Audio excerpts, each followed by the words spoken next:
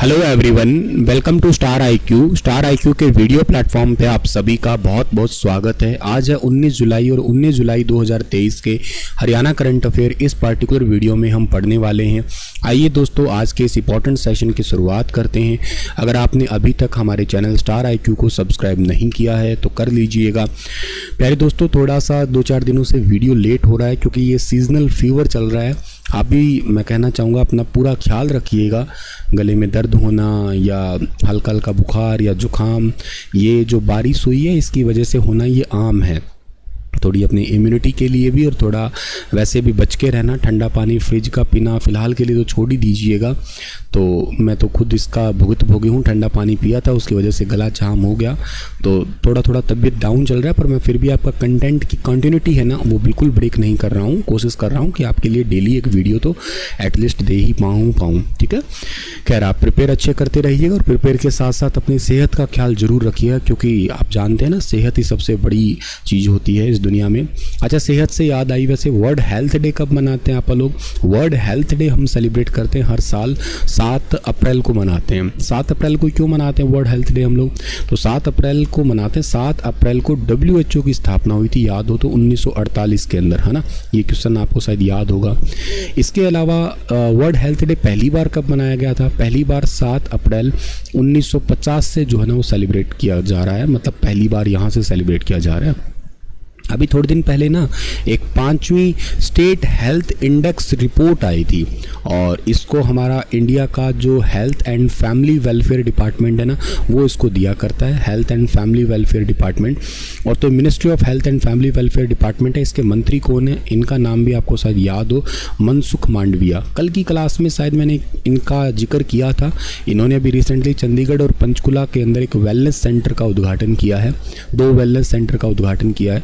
तो मनसुख मांडविया भारत के अंदर केंद्रीय परिवार और स्वास्थ्य परिवार कल्याण मंत्रालय को संभालते हैं। तो 5वीं स्टेट हेल्थ इंडेक्स रिपोर्ट में जो यूटी है, यानी कि यूनियन टेरिटरी है, उसमें तो जम्मू कश्मीर को टॉप दिखाया है। स्टेट की बात करते हैं, स्टेट में भी स्मॉल स्टेट की बात करते हैं तो स्मॉल स्टेट में गोवा को टॉप दिखाया है, और लार्ज स्टेट के अंदर जो है ना, इसके अंदर केरल को टॉप पे दिखाया है। ये रैंकिंग है इनकी, ठीक है। और वैसे केरल तो नीति आयोग के हेल्थ इंडेक्स की रिपोर्ट में भी लगातार 4 सालों से टॉप पे है। हरियाणा कौन सी पोजीशन पे? मैंने क्वेश्चन पढ़ाया था आपको, ये नीति आयोग की हेल्थ इंडेक्स रिपोर्ट वाला। अगर आपको याद है तो बताइएगा जरूर मुझे आप लोग। एनीवे, कल आपसे एक सवाल पूछा था मैंने, सही आंसर क्या रहेगा? गणेश चतुर्थी कब मनाई जाती है?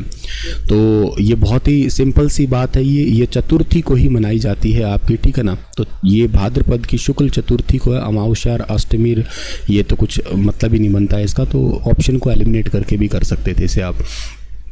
आइए सेशन की शुरुआत करें। उससे पहले बता देता हूँ, महाकाल सेल ऑफर जो है ना अभी कंटिन्यू है। इसको आप रात 12 बजे तक एक्सेस कर सकते हो। आज और कल भी रहेगा ये, ठीक है ना। तो यानी कि 18 तारीख से स्टार्ट हुआ था, 18, 19 और 20, ये 3 दिनों के लिए एक्टिव सेल है। आप किसी भी कोर्स पे एक कूपन कोड लगा सकते हैं SIV30, जिससे आपको इंस्टेंट 30% का डिस्काउंट मिलेगा स्टार आईक्यू एप्लीकेशन पे। हिम्मत बैच HPSC वालों के लिए थ्योरी प्लस MCQ बैच है। आपके बहुत सारे डाउट इसके होंगे। 31 अगस्त तक ये बैच आपका जो है ना पूरा कर दिया जाएगा। 15 अगस्त तक इस बैच में ऑलमोस्ट थ्योरी पूरी हो जाएगी। बाकी के आगे के 15-16 दिन हम लोग इसमें जचा के MCQ की प्रैक्टिस भी करने वाले हैं। बाइलिंगुअल बैच है, बहुत मतलब इंपॉर्टेंट बैच है, विद PDF है, प्रिंट निकाल सकते हो आप लोग। इसके अलावा CET मेंस या CET के मेंस की MCQ वगैरह की प्रिपरेशन कर रहे हो, या ग्रुप D की या चंडीगढ़ PRT, ये सारे बैचेस भी आपको 30% ऑफ पे मिलेंगे आज और कल। चलिए आगे बढ़ते हैं, और आज का पहला करंट अफेयर है कि मुख्यमंत्री आकांक्षी जिले नूहू के विकास कार्य के लिए कितने करोड़ की जो परियोजना है या घोषणा है उनकी की गई है। परियोजनाओं के लिए घोषणा हुई है। पहले तो मैं आपको बताता हूँ ये नूहू का नूहू को आकांक्षी जिला क्यों कहा गया है।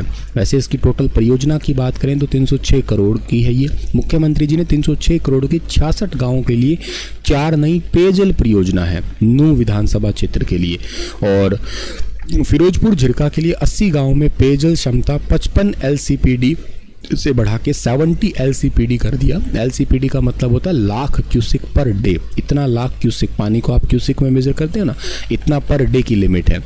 इसके अलावा भी टोटल परियोजना बहुत सारी है, टोटल 2741 करोड़ की 347 परियोजना मैंने लास्ट लेक्चर में आपको शेयर की होगी, जिनमें से 1270 करोड़ की 157 परियोजनाओं का उद्घाटन है और इसके अलावा 1462 करोड़ की 190 परियोजनाओं का शिलान्यास रखा गया है मुख्यमंत्री जी के द्वारा। नूह को भी इसमें 305 करोड़ की 9 परियोजनाओं का भी तोहफा मिला है इनमें से। और प्रॉपर अगर पेयजल परियोजनाओं की बात की जाए तो ये 66 गाँवों के लिए जो है ना नूह विधानसभा क्षेत्र के द्वारा 306 करोड़ की परियोजनाओं की घोषणा हुई है। अच्छा, जो नूह है आपका देश भर के पिछड़े जिलों की पहचान की गई थी और उनमें से 110 जिलों में हरियाणा का नूह जिला भी शामिल था। लेकिन पिछले 8 साल में नूह जिले ने इतने विकास पे काम किए, इसलिए इसको आकांक्षी जिले के मामले में सबसे टॉप पे जाना गया है। ये रैंक किसने दी है? ये रैंक देता है नीति आयोग। तो अभी थोड़े दिन पहले भी आपने मुझसे पढ़ा होगा सवाल कि पिछड़े जिलों में, आकांक्षी जिलों में सबसे टॉप जिला कौन सा है, तो वो आपका नूह है, और या इसको मेवात कहिएगा पुराने के हिसाब से। तो ये ऐसे है कि पूरे भारत के 110 ज़िले जो पिछड़े हैं, जिनके अंदर एजुकेशन है या जिनके अंदर जो लिटरेसी रेट जिसको कहते हो आप लोग, या और प्रकार की जो विकास है वो ना बराबर हो, उनमें से नूह का शामिल था। लेकिन नूह ने पिछले 7-8 सालों में बहुत ढंग से काम किया, तो ये टॉप पे आ गया। नीति का फुल फॉर्म जानते हैं आप लोग? National institution for transforming India जो है ना, ये नीति का फुल फॉर्म है, याद रखिएगा आप लोग, ठीक है। अच्छा, नीति का हेडक्वार्टर कहाँ पे पता है आपको? नीति का हेडक्वार्टर पड़ता है न्यू दिल्ली के अंदर। National institution for transforming India को हिंदी में क्या कहते हैं? राष्ट्रीय भारत परिवर्तन संस्थान हिंदी में कहते हैं इसको हम लोग। नीति आयोग आया कब था? नीति आयोग आया था 1 तारीख को। कौन सी 1 तारीख को? 1 जनवरी को साल 2015 के अंदर। इसकी पहली बैठक जो है ना वो कब हुई थी? तो इसकी सबसे पहली बैठक हुई थी आपकी 20 फरवरी को हुई थी। 20 फरवरी 2015 को हुई थी। अगर आप थोड़े एक्टिव है तो मुझे कमेंट में बताइएगा इसकी अब लेटेस्ट कौन सी बैठक हुई थी या कौन सी नंबर की बैठक थी, ये बताइएगा आप लोग यहाँ पे, ठीक है। चलो, ये तो पॉइंट हो गया आपका सिंपल सा। इसके बाद में अगर अगली बात की जाए आपसे कि नीति आयोग के अध्यक्ष कौन है, तो आपको अच्छे से पता है प्रधानमंत्री मोदी ही इसके अध्यक्ष हैं। लेकिन इसके जो आपके उपाध्यक्ष कौन है, वाइस चेयरपर्सन कौन है, तो उनका नाम आपको याद रहना चाहिए। फिलहाल के लिए तीसरे नंबर के चल रहे हैं, जिनका नाम है सुमन के बेरी। सुमन के बेरी। अच्छा, पहले कौन थे सर? पहले थे सबसे पहले वाले थे अरविंद पनगड़िया, दूसरे नंबर पे थे राजीव कुमार, अब तीसरे ये चल रहे हैं। सीईओ कौन है इसके सर? अभी तीसरे चल रहे हैं, जिनका नाम है BVR सुब्रमण्यम, ठीक है ना। BVR सुब्रमण्यम चल रहे हैं अभी। इनसे पहले कौन से सर? BVR सुब्रमण्यम से पहले, तो इनसे पहले हुआ करते थे परमेश्वरन अय्यर थे, ठीक है ना। और सबसे पहले थे अमिताभ कांत, ठीक है ना, अमिताभ कांत। ये हालांकि रैपिड चेंज हुए हैं। परमेश्वरन अय्यर के बाद थोड़े समय के बाद ही सुब्रमण्यम अय्यर BVR सुब्रमण्यम बन गए थे, ठीक है। ये योजना आयोग को रिप्लेस करके लाया गया था, ठीक है ना। और योजना आयोग में 5-5 साल के प्लान थे, मतलब टॉप टू बॉटम था। इसका प्रिंसिपल जो ना वो बॉटम टू टॉप है। इसको थिंक टैंक भी इंडिया में कहा करते हैं। क्या मैं पूछूं कि नीति आयोग का कॉन्स्टिट्यूशन कौन सा है, तो बता पाएंगे? मतलब कौन से कॉन्स्टिट्यूशन में कौन सा आर्टिकल है, ये पूछूं तो आपका जवाब रहेगा सर इसका कोई आर्टिकल ही नहीं है। क्यों नहीं है? क्योंकि ये एक्चुअली एक कॉन्स्टिट्यूशन बॉडी नहीं है, ये एक एग्जीक्यूटिव बॉडी है, सरकार की कार्यकारिणी समिति है, ध्यान रखिएगा। तो इसका कोई आर्टिकल वार्टिकल पूछे तो मतलब कॉन्स्टिट्यूशन में कहीं जिक्र नहीं है इसका, संविधान का कोई लेना देना नहीं है इसका, ठीक है। हरियाणा सरकार ने हाल ही में खेल नीति में बदलाव किया और अब हरियाणा में प्रतिस्पर्धा वाले खिलाड़ी को भी मेडल लेने पर सरकारी नौकरी दी जाएगी। मतलब किस प्रतिस्पर्धा वाले को? आप सबको पता है ना, हरियाणा में जो कॉमनवेल्थ गेम खेल के आता है, एशियन गेम खेल के आता है या ओलंपिक गेम खेल के आता है, ऐसे तमाम प्रकार की गेम खेल के आता है, तो उनको हरियाणा के अंदर आते ही कुछ तो प्राइज़ मनी देते हैं। जैसे ओलंपिक की बात करते हैं, सबसे टॉप है ये, तो उसको 6 करोड़ गोल्ड वाले को मिलते हैं, सिल्वर वाले को 4 करोड़ मिलते हैं, ब्रॉन्ज वाले को 2.5 करोड़ मिलते हैं। इसके अलावा 4th पोजीशन पे भी हरियाणा 50 लाख देता है और कोई भी मेडल ना लेके आ पाए तो 15 लाख देता है। और इनके साथ साथ जो है ना ये टॉप 3 वालों को तो जो है ना सरकारी नौकरी का भी ऑफर रहता है। अभी थोड़े दिन पहले जो है ना महिला की एक बॉक्सिंग चैंपियनशिप हुई थी। उस बॉक्सिंग चैंपियनशिप में पूरे भारत ने जो गोल्ड मेडल लिए थे ना, उसमें से 4 गोल्ड थे वैसे पूरे भारत के। तो लवलीना बोरगोन का था, एक निखत जरीन का था। लवलीना बोरगोन आसाम की है, निखत जरीन तेलंगाना की है, और 2 हरियाणा की थी। एक का नाम स्वीटी बुरा पता हो आपको, ये हिसार की गिराए की है 81 किलोग्राम वेट कैटेगरी में। और एक है नीतू घणगस, नीतू घणगस भिवानी के धनाना की है 48 किलोग्राम भार वर्ग में। इन दोनों को सरकार ने 40 लाख रुपए का तो चेक दिया था, प्लस में सरकारी नौकरी ग्रुप बी का जॉब ऑफर किया था। हालांकि ओलंपिक वालों को ग्रुप ए का ऑफर किया जाता है आपका, ठीक है।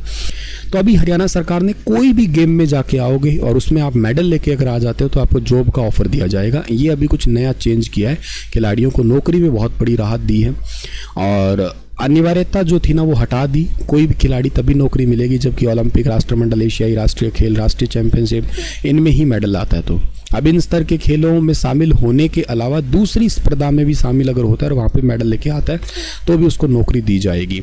ऐसे नियम हरियाणा में 2021 से ही लागू होंगे, मतलब 2021 से जिसने भी मेडल लाया है कोई भी टाइप में तो उनको ये फ़ायदा मिलेगा। मतलब पिछले 2 साल में जिसने जो मेडल जीते उनको फ़ायदा मिल जाएगा। राज्य सरकार ने उत्कृष्ट खिलाड़ियों को नौकरी देने के लिए 2018 की पॉलिसी में 2021 में ही संशोधन किया था। सबसे ज़्यादा फ़ायदा पहलवान और बॉक्सर को ही होगा क्योंकि हरियाणा में यही सबसे ज़्यादा है। और खिलाड़ियों के कोटे से 452 पदों पर भर्ती, राज्य में जल्द 452 पदों के लिए योग्य खिलाड़ियों की भर्ती भी की जाएगी। और बाकी जो है ना CET की अनिवार्यता वगैरह है उनके लिए कुछ खास रखी नहीं है। तो खैर सिंपल है, आप लोगों को जो बताना था इंपॉर्टेंट बात वो तो समझ में आ गई। हरियाणा में खेल मंत्री कौन है अगर आपसे पूछूं तो मैं कल की क्लास में बताया भी था शायद मैंने। हरियाणा में खेल मंत्री हरियाणा के CM साहब खुद ही है, ठीक है। पहले खेल मंत्री थे सरदार संदीप सिंह, अब उनके पास प्रिंटिंग एंड स्टेशनरी डिपार्टमेंट छोड़ा है। अच्छा, प्रिंटिंग एंड स्टेशनरी डिपार्टमेंट के अंदर अभी रिसेंटली कंट्रोलर किसे बनाया है, यह सवाल मैंने कल ही की क्लास में पढ़ा है। चलो कमेंट में लिखो इसको आप लोग। हरियाणा में बाढ़ नियंत्रण के लिए अब तक कुल कितनी परियोजनाएं चल रही है? भाई हरियाणा में सबसे बड़ा हाईलाइट तो ये भी है, कुछ तो करंट अफेयर ही नहीं मिलते। रात को मैं बना भी पाऊँ ना तो भी बनाने के लिए क्या ही करूँ, मुझे वेट करता हूँ मैं कोई अच्छी सी न्यूज़, अच्छे सा कोई करंट अफेयर मिले। मतलब टाइम ऐसा नहीं है कि भाई 5 बजे के चक्कर में कुछ ही फालतू पढ़ा दूँ, कुछ तो वैल्यूबल हो आपके लिए वो, ठीक है ना। तो इसी के लिए कुछ ढंग की न्यूज़ ही नहीं मिलती क्योंकि हालत ही इतने ज़्यादा ख़राब हो रखे हैं। तो खैर बाढ़ अभी फ़िलहाल है तो उसमें से मुझे समझ में आया कि बाढ़ हरियाणा के अंदर टोटल अब तक कितनी परियोजनाएं चल रही है। 168 परियोजनाएं चल रही है हरियाणा सरकार के अंदर बाढ़ को कंट्रोल करने के लिए।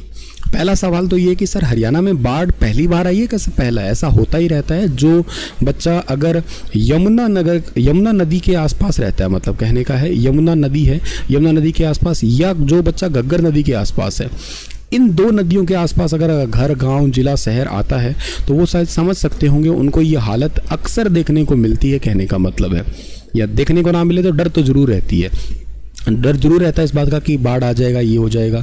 और हरियाणा सिंचाई विभाग के माध्यम से पिछले 5 सालों में ना 2000 करोड़ तकरीबन 20 अरब रुपए खर्च किए जा चुके हैं, बल्कि इससे भी ज़्यादा बाढ़ को कंट्रोल करने के लिए। इसके बावजूद भी कोई परमानेंट सॉल्यूशन अभी तक नज़र नहीं आया है। नदियों के तटबंध बनाए जाते हैं या तो सिंपल, जैसे मान लो 1978 के अंदर यमुना नदी के ऊपर एक बनाया गया था बांध, कच्चा है पूरी तरीके से, पत्थर वगैरह की तारबंदी कर दी घग्गर वगैरह पे। तो ये अस्थायी उपाय है, ये 2-3 सालों में बह जाते हैं। ये लिमिट मतलब परमानेंट नहीं है, 1 सीज़न या 2 सीज़न निकालते हैं, चाइनीज़ माल की तरह है, यूँ समझिएगा। यमुना और घग्गर में मैंने जैसे कि कहा कि बाढ़ आती है तो यमुना नदी दिल्ली से स्टार्ट हो जाती है। यमुना नदी हथिनीकुंड बैराज में ज़्यादा पानी होने से नहरों की एफिशिएंसी है वो बहुत ज़्यादा हो जाती है क्योंकि वहाँ पे पानी छोड़ दिया जाता है फिर। और मुरथल के बाद दिल्ली में प्रवेश फिर बाद में करती है ये, और उसके बाद में जो है ना पलवल हथीन इलाके में हरियाणा में आ जाती है। 200 किलोमीटर से ज़्यादा लंबा हरियाणा क्षेत्र, 360 के आसपास किलोमीटर है ये ऑलमोस्ट। तो और ये यमुनानगर, करनाल, कुरुक्षेत्र, पानीपत, सोनीपत, फरीदाबाद, पलवल, इन क्षेत्रों पे जो है ना अलग अलग तरीके से ये बहती है। इन क्षेत्रों में सबसे ज़्यादा प्रभावित है यमुना वाले ही, और घग्गर वाले आपको वैसे ही पता है, पंचकुला है, अम्बाला है, कैथल है, फतेहाबाद है, सिरसा है, वहाँ से इकट्ठे होते हैं। तो टोटल इनके लिए 168 परियोजनाएं जो अभी तक के लिए कोई खास काम कर नहीं रही है हरियाणा के अंदर, ठीक है। 2017-18 में 120 करोड़ का खर्चा आया था, 18-19 में 100 करोड़, 19-20 में 185, फिर 190, 260, 350 और 23-24 में तो 370 करोड़ प्रस्तावित है। ये क्वेश्चन पूछा जा सकता है। बाढ़ नियंत्रण बोर्ड की 54वीं बैठक में ये आंकड़े दिए गए थे, वही आपको मैं पढ़ा रहा हूँ ये, ठीक है। चंद्रयान 3 लॉन्चिंग टीम का हिस्सा रहे यज्ञ मलिक हरियाणा के किस जिले के हैं? तो यज्ञ मलिक जो है ना हरियाणा के हिसार जिले के संबंधित है। चंद्रयान 3 क्या था, इसके ऊपर कंप्लीट एक सेशन ले रखा है मैंने 18, 19, 20 मिनट का, आप देख लेना स्टार IQ पे। यज्ञ मलिक आपको फोटो में दिखाई दे रहे हैं, यही है। हिसार के GJU के कर्मचारी मुनीस मलिक के बेटे हैं यज्ञ मलिक। चंद्रयान 3 का हिस्सा बने हैं ये। चंद्रयान 3 की सॉफ्ट लैंडिंग सबसे बड़ी चुनौती है, इनका कहना है। चंद्रयान 3 प्रोजेक्ट में सरकार से काफ़ी मदद की है, प्रधानमंत्री जी का विशेष योगदान रहा है इसमें। चंद्रयान 3 की सॉफ्ट लैंडिंग ये कह रहे हैं कि बहुत मुश्किल है। पिछली बार की गलतियों को दूर कर हर छोटी से छोटी डिटेल को सुधारा गया है इस बार, और अगस्त महीने के अंदर भारत दुनिया भर का चौथा देश बन जाएगा अगर वहाँ पे सॉफ्ट लैंडिंग हो जाती है तो। और तो ये पॉइंट सिंपल ही है। बाकी चंद्रयान 3 के बारे में आपको अच्छे से पता है। इसको श्री हरिकोटा सतीश धवन से लॉन्च किया गया था। ये कुछ दिन तक इस तरीके से अर्थ के बाहरी चक्कर काटेगा, फिर 5-6 दिन तक अपना शिफ्टिंग करेगा, फिर 14 दिन तक यहाँ चक्कर काटेगा, फिर वहाँ पे सॉफ्ट लैंडिंग हो जाएगी। तो इस तरीके से GSLV MK2 MK3 जो है ना हमारे मतलब MK2 चंद्रयान तो यूज़ किया गया था चंद्रयान 2 के लिए। अब इस बार जो है ना आपके जो लॉन्च व्हीकल है आपके वो Mark 3 है, वो लॉन्च किया गया है। मतलब उसका यूज़ किया गया है इस तरीके से, उसको घुमाया गया, फिर यहाँ लाया गया, फिर चांद के बाहर घुमाते हैं, फिर एक उसको विक्रम लैंडर के थ्रू यहाँ पे एक प्रज्ञान रोवर है उसको उतार दिया जाता है। प्रज्ञान रोवर है, याद रखिएगा, विक्रम लैंडर का नाम है, ठीक है। और साउथ पोल पे जाने वाले इस बार हम लोग पहले ही बनेंगे, साउथ पोल पे उतार रहे हैं हम लोग इस बार ये, ठीक है। हाल ही में RCC पैरेलल जो ड्रोन होते हैं, ठीक है ना, ड्रोन है ये, ड्रेन कह दीजिएगा बल्कि चाहें, इसके रख रखाव का जिम्मा किस बोर्ड को दिया गया है? तो RCC पैरेलल ड्रेन का रख रखाव का जिम्मा दिया गया सरस्वती हेरिटेज बोर्ड को। पहले तो ये है कि RCC पैरेलल ड्रेन क्या होते हैं। तुमने देखा रोड के किनारे इस तरीके से ये ड्रेन बनते हैं और इनके ऊपर ढक्कन लगा दिए जाते हैं जिस तरीके से ये है तो रोड के ऊपर ही जैसे ये, लेकिन बारिश का पानी आएगा तो इसके अंदर आ जाएगा ये, और बाकी जो है ना ये ड्रेन ही है, समझ लीजिएगा। ऐसे इनको अंडरग्राउंड बनाते ऊपर ढक्कन लग जाते हैं इनके। इस तरीके से भी आमतौर पे शहर के चारों तरफ मतलब रोड के दोनों तरफ या एक तरफ तो बना ही देते हैं इनको, क्योंकि ड्रेनेज व्यवस्था ज़रूरी है। अच्छा, ड्रेन ये वाला जो जिम्मा है ना, ये सरस्वती नदी का जो जल है आपका, उसको एक जगह से दूसरी जगह शिफ्ट करने के लिए ऐसा है। तो RCC पैरेलल ड्रेन के रख रखाव का जिम्मा अब सरस्वती बोर्ड के पास में आ गया है। मुख्यमंत्री जी ने सरस्वती नदी के साथ साथ तैयार की गई RCC पैरेलल ड्रेन का रख रखाव का जिम्मा भी सरस्वती हेरिटेज बोर्ड को दे दिया है। एक्चुअली हेरिटेज बोर्ड की स्थापना साल 2015 में हुई थी। इसके अध्यक्ष तो मुख्यमंत्री जी खुद ही हैं, ठीक है ना। और ये पहले जिम्मेवारी किसके पास थी? हरियाणा शहरी विकास प्राधिकरण के पास हुआ करती थी। अब ये सरस्वती हेरिटेज बोर्ड के पास में पहुंच गई है। और इसके आप लोगों को ये भी पता होगा उपाध्यक्ष का नाम क्या है? धुमन सिंह किरमच है, ये भी याद रखना आप लोग। ड्रेन खेड़ी मारकंडा से लेकर कुरुक्षेत्र शहर के बीच में होते हुए नरकातारी STP यानी कि सीवेज ट्रीटमेंट प्लांट तक चलता है। इसकी कुल लंबाई 18 किलोमीटर है। इसकी एफिशिएंसी 70 से 80 क्यूसिक लीटर पानी है। तो इसमें अधिकतर सारा बाढ़ का पानी, बरसात के दिनों में बाढ़ के पानी की इस ड्रेन के माध्यम से निकासी की जा सकती है। ये भी है आपका। साफ पानी को भी एक जगह दूसरी जगह लाया जा सकता है और इसमें गंदा पानी ना जाए ये कोशिश रहेगी, ताकि इसको ऊपर से भी कवर कर सके, गंदगी वगैरह इसमें मिल ना सके, ठीक है। चलो, इसी के साथ ये सेशन समाप्त होता है। आपके लिए क्वेश्चन है कि निम्नलिखित में से हरियाणा का कौन सा साहित्यकार उर्दू साहित्य से संबंधित नहीं है? रामपत यादव, बिशंबर दास शर्मा, छाजूराम शास्त्री, अल्ताफ हुसैन। बताइएगा विस्तार से इसके बारे में। अल्ताफ हुसैन के बारे में डिटेल से बताना, क्योंकि ये पेपरों में कई बार आ चुके हैं, ठीक है। Thank you so much. Session अच्छा लगा है तो प्लीज़ शेयर जरूर कर दिया करें, वीडियो को लाइक भी कर दिया करें, इतना तो रिक्वेस्ट आपसे है। आप देखते हैं पर आप शेयर और सब्सक्राइब नहीं किया करते हैं। अब हम 1 लाख होने के बहुत ही करीब हैं, 10-11 हज़ार की कमी है, उस कमी को आप ही जल्द पूरा कर सकते हैं। तो प्लीज़ जहाँ पे भी जाते हैं वीडियो को शेयर और सब्सक्राइब जरूर करवाया करें अपने ही चैनल मान के।